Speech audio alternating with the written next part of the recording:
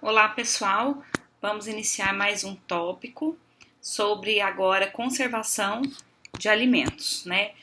Vamos fazer aqui uma revisão do que a gente já viu, né? Para ficar claro, né? Sobre principalmente qual é o conceito de se usar técnicas para conservação de alimentos, tá? Então, primeiro, alimentos, né? Dentro do que a gente conhece, a gente sabe que alimento é aquilo que nós consumimos, né? Mas existem algumas definições mais técnicas, vamos ver quais são, tá? Então, alimentos são todas as substâncias ou produtos de qualquer natureza, sólidos ou líquidos, naturais ou transformados, que, por suas características, aplicações, composição, preparação e estado de conservação, são e podem ser utilizados na alimentação, tá? Agora, uma observação, gente. Aqui inclui também os alimentos que são semissólidos, né? E quando a gente fala naturais ou transformados, são os alimentos, né, transformados que foram passados por diferentes processos dentro da indústria de alimentos, tá?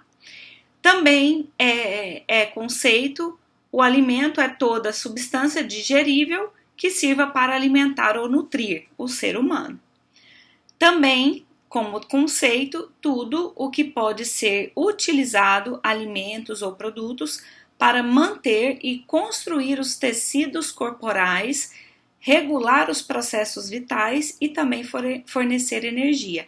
Quer dizer, dentro desse contexto, né, de construir tecidos, regular os processos, o metabolismo, fornecer energia também para que seja utilizado, né, no nosso metabolismo, entra aí os compostos químicos, que estão também definidos, né, como conceito lá na primeira definição, né, que é a composição.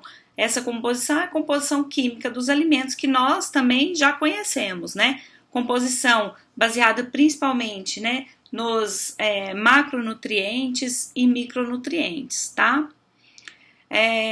Também é como definição aí, um conceito, qualquer substância não tóxica capaz de satisfazer as necessidades nutritivas do organismo.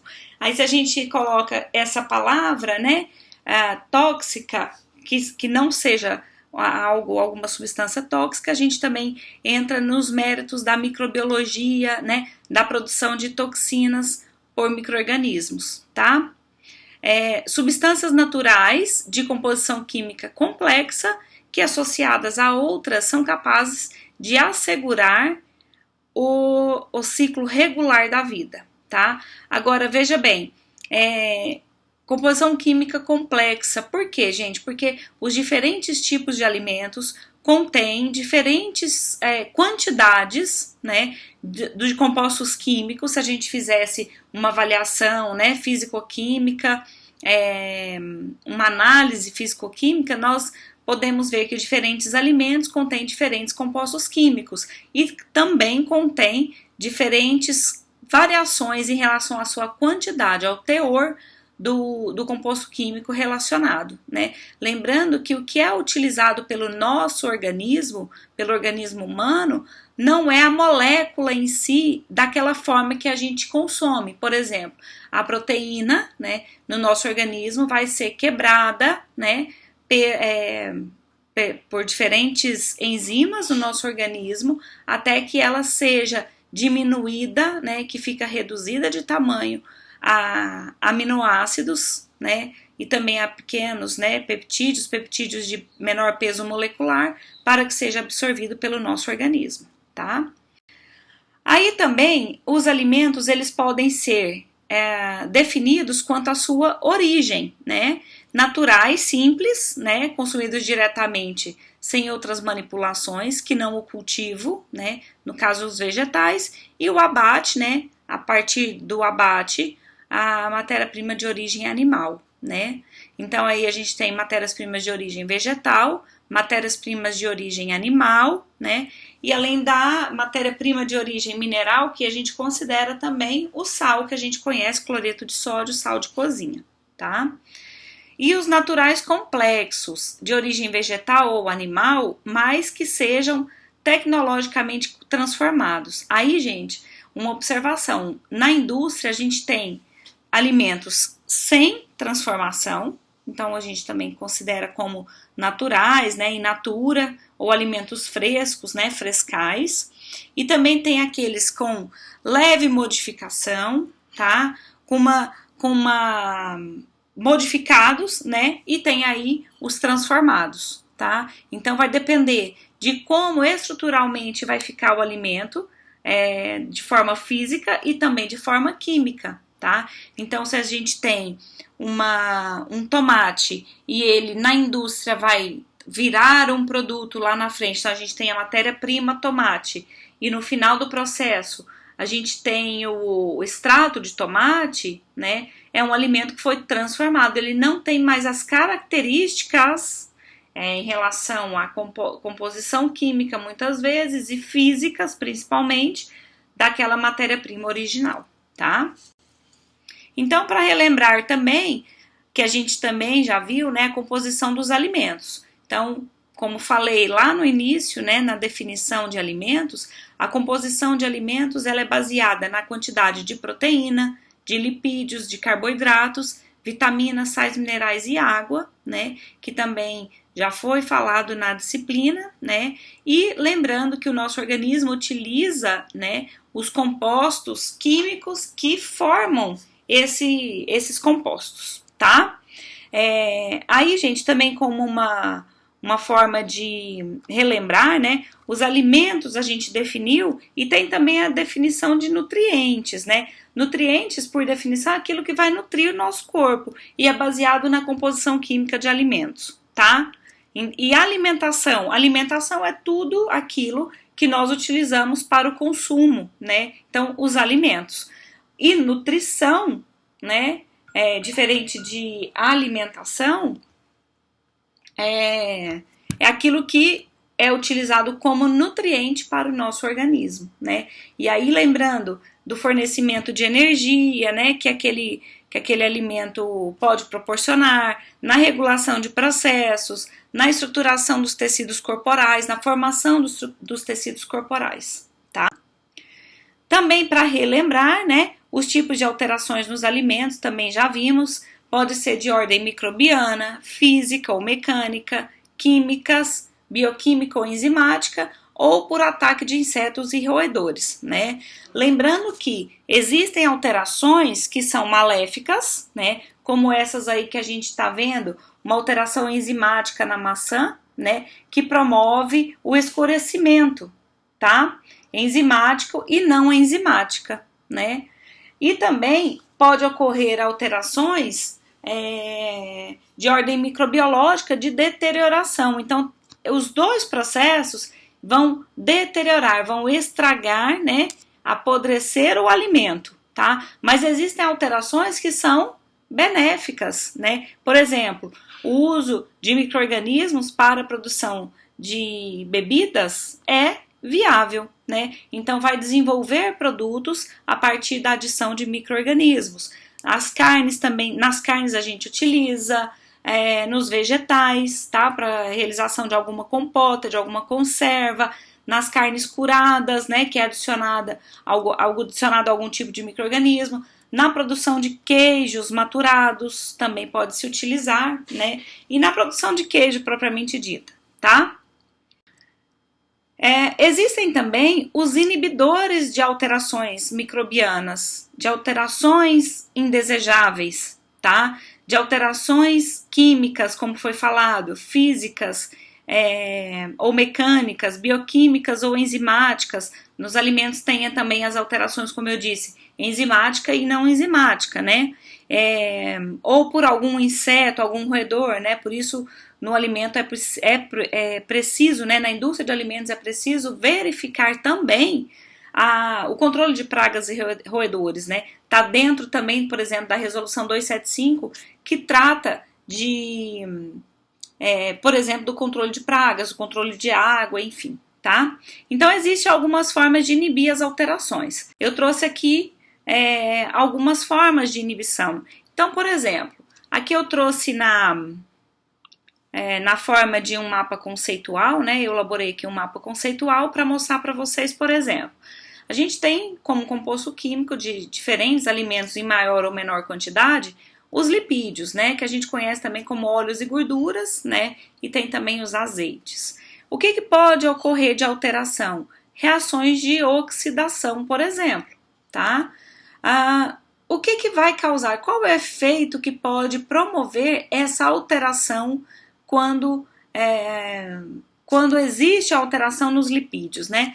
Cheiro e odor de ranço, alterações na cor e na textura, pode perder o valor nutritivo inicial, né? E causar, né? E aparecer a partir da reação de oxidação, produtos indesejáveis, né? Como os aldeídos e peróxidos, tá? Que também promove todas essas alterações, principalmente de odor e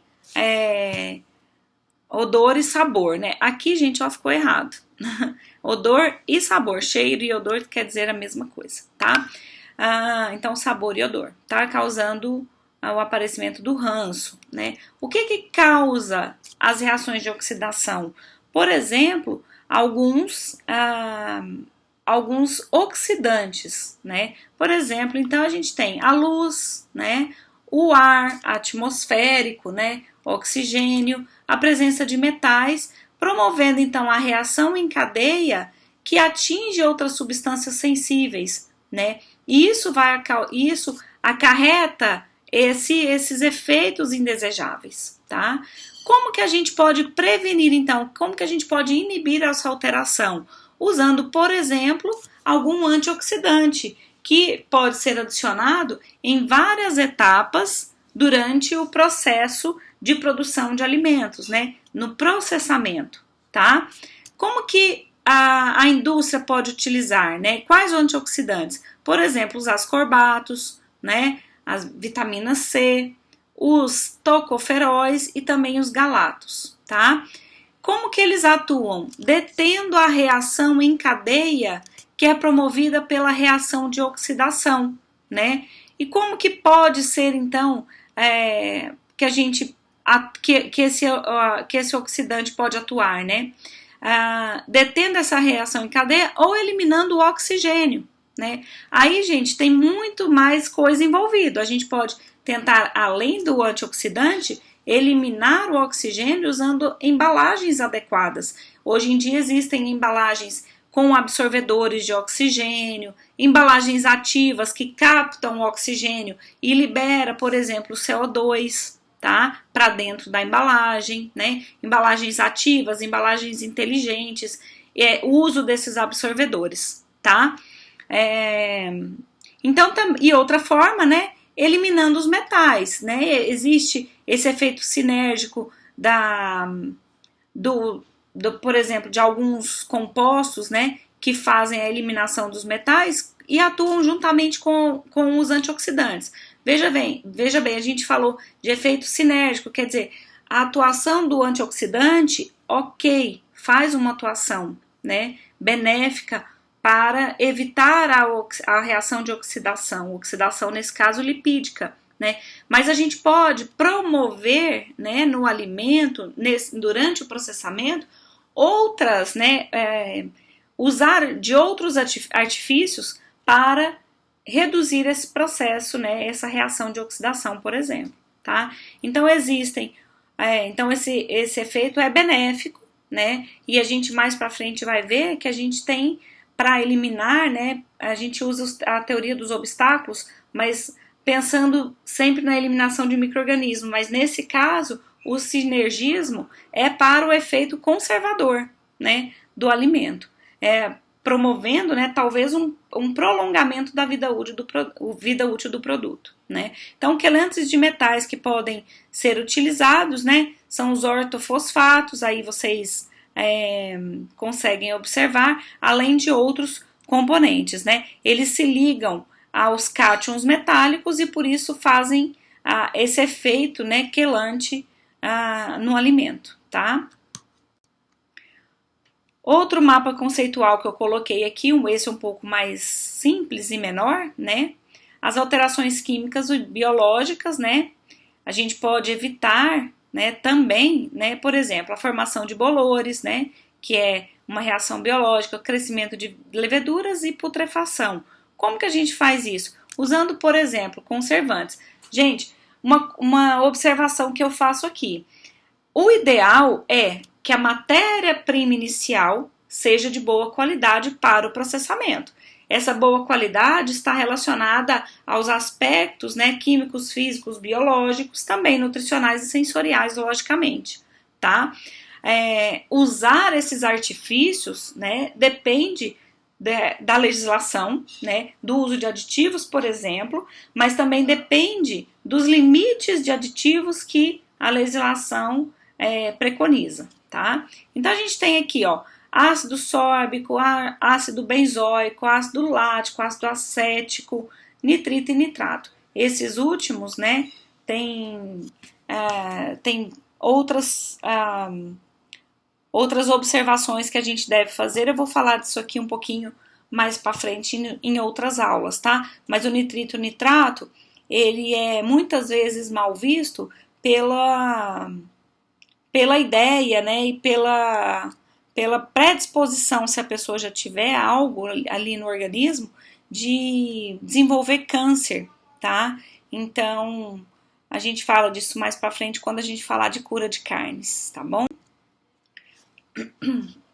Mas aí, para que serve então esses processos de conservação de alimentos? Para manter durante maior tempo as qualidades sanitárias e o valor nutritivo dos alimentos, né?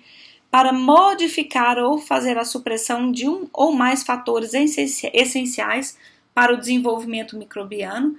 Se a gente fala em modificação, supressão, eliminação de micro-organismo, a gente também tem que lembrar que isso também faz que a vida útil do produto seja prolongada, né? Mais uma vez aqui, então, eliminar os micro-organismos e a ação de suas reações, né, promovendo, por exemplo, a ativação de toxinas, né, retardar e eliminar a proliferação de micro-organismos patogênicos, lembrando que esses micro-organismos patogênicos são aqueles que causam mal à saúde do consumidor e também, muitas vezes, né, o que ocorre?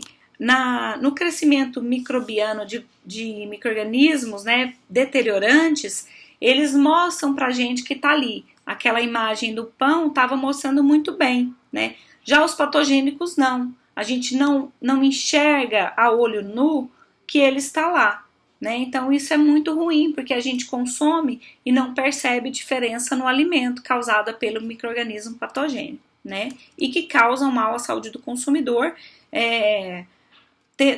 né? Mostrando para o consumidor que ele estava presente, mas a ação é no próprio organismo do ser humano, né? Destruir ou inativar enzimas indesejáveis, por exemplo, essas que promovem diferença de coloração, né, na matéria-prima, né? E retardar também as reações químicas, por exemplo, a oxidação no alimento, tá? Lembrando que o processo de conservação é para principalmente melhorar, né, aumentar a vida útil, eliminar micro-organismos e as reações químicas, né, por exemplo, de oxidação, como foi falado, e as enzimas.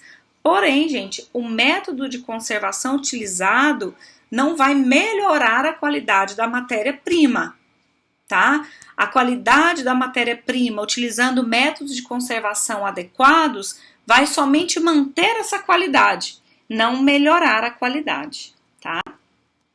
Qual processo de conservação a gente deve utilizar? Aqueles que garantam uma satisfatória conservação e que provoquem a menor alteração nas condições naturais do produto, né? Então, eu tenho uma geleia de maçã, eu vou usar algum tipo de aditivo, por exemplo, ou usar um método de conservação que, ao invés de dar característica de maçã, vai dar uma característica de somente defumado. Então, esse método não é adequado para o que eu quero, né? Necessidade de diferentes processos de conservação. Muitas vezes, um só processo não é suficiente, né? Então, precisa verificar qual é o alimento que vai ser processado e o que é mais viável ser utilizado. Viável em relação a quê? A número de processos utilizados e viável para o alimento que se mantenha estável durante o período de armazenamento, né, de estocagem, tá? Tem que ser observado que existe uma extensa faixa de ação microbiana.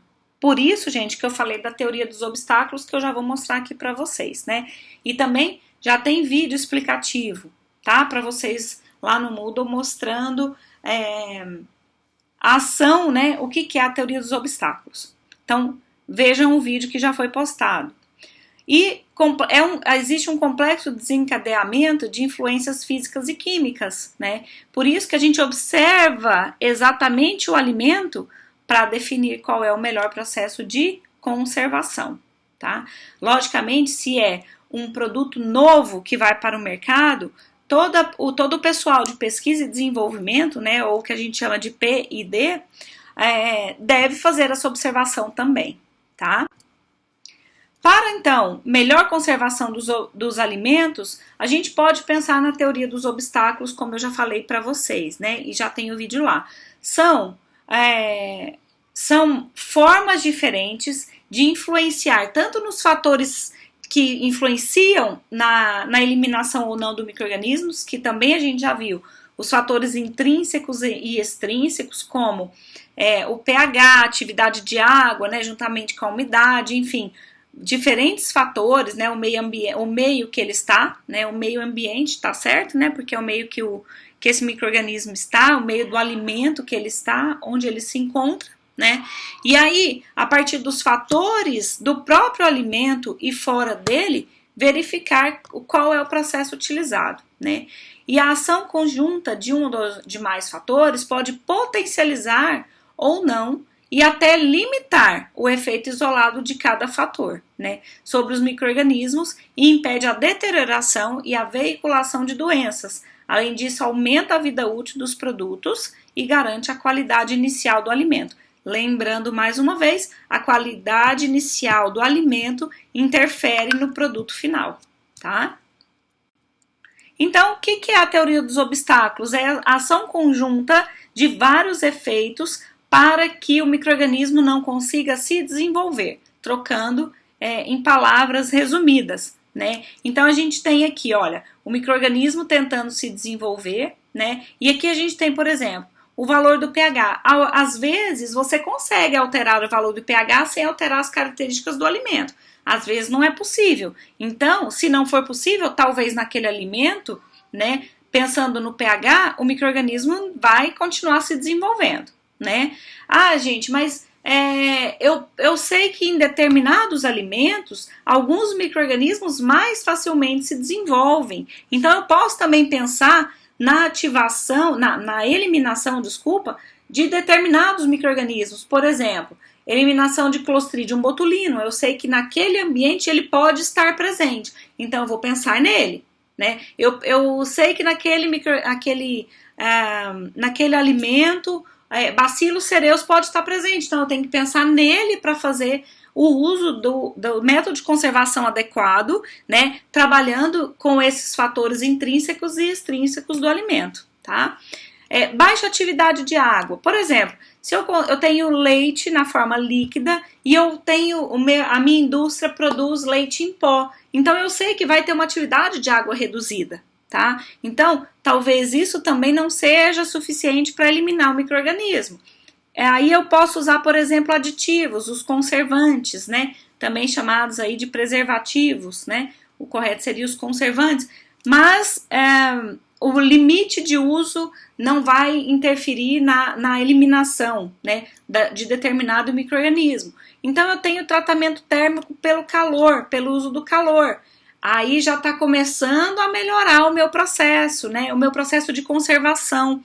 Aí eu tenho também as práticas de higiene adequada, higiene pessoal, né? Higiene do manipulador, a higienização que é feita no ambiente industrial, tá? Aí eu tenho outros fatores, então, tá? Então, nesse caso aqui, foi suficiente para barrar esses todos, né? Olha quantos que devem ser pensados, né? Para eliminar esse micro-organismo, tá? Aí a gente tem atividade microbiana, as condições de embalagem, estocagem refrigerada, né? Então, tem vários fatores e tem vários processos que a gente pode pensar, tá? E aqui, por último, gente, tem alguns, né, exemplos do modo de ação, os processos, né, que a gente tem para conservar os alimentos. Então, a gente tem processos que utilizam calor, chamados de branqueamento, pasteurização, esterilização, apertização, defumação. Uma observação, tá, gente? A defumação, pelo processo em si, se utilizar calor por conta dos compostos que são liberados, promove a ação conservante e, nesse caso, pelo calor também, tá? Mas existe a defumação a frio, tá? Que é só inserir mesmo sabores e odores de fumaça, né, no alimento, né? E às vezes, pelas características de como está essa fumaça, do que tem de composto na fumaça, também promove a ação conservante, tá? Mas lembrando que, então, defumação, o método pode hoje ser utilizado defumação a quente, defumação a frio, tá? Também tem os métodos que utilizam frio, que a gente já conhece, né? Como refrigeração, congelação, supercongelação e a liofilização, tá? Existem também os métodos de conservação por fermentação, adição de solutos, açúcar, né, para produção de geleia, o sal, carne seca, né, as carnes salgadas, né, uso de aditivos. Aí a gente tem que lembrar que existe todo um complexo estudo, né, de uso de aditivos em determinados alimentos e seu limite para uso, tá? Os processos que utilizam irradiação e as embalagens, ok? Aqui está um resumo dos métodos de conservação. Qual vai ser a atividade agora para a próxima semana, tá? A atividade da próxima semana é divisão dos grupos, então são 7 grupos que vão apresentar os métodos de conservação de alimentos para a próxima semana, tá? Quem vai fazer parte de qual grupo? Eu vou colocar para vocês, tá? Os nomes lá, aliás, vocês já têm os nomes lá no grupo de WhatsApp, tá? E aí, nós vamos nos dividir aqui, eu acho que vai dar mais ou menos, vamos ver aqui. Eu já vou falar para vocês, então.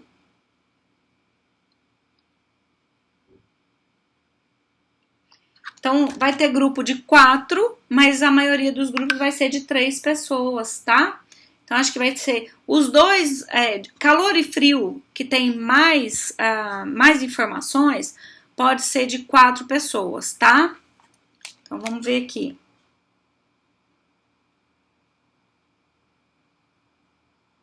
E aí, pode ser 3 grupos. Então, vamos fazer assim, ó. Calor, frio e embalagens, grupo com 4 pessoas, tá? Os demais, grupo com 3 pessoas. Beleza, pessoal? Vocês podem escolher os grupos e aí me passam lá no WhatsApp os grupos de vocês, tá? Então, quem for ficar... bom, vocês separam, então, os 4 grupos, né? Com 3 pessoas e os grupos de calor, frio e embalagens com 4, tá? Me passa lá no WhatsApp. Beleza, pessoal? Espero ter contribuído aí com vocês. Abraço e vamos fazer essa atividade para a semana que vem, tá bom? Tem mais atividade que eu vou colocar no Moodle para a aula de hoje. Beleza? Abraço, gente. Fique com Deus.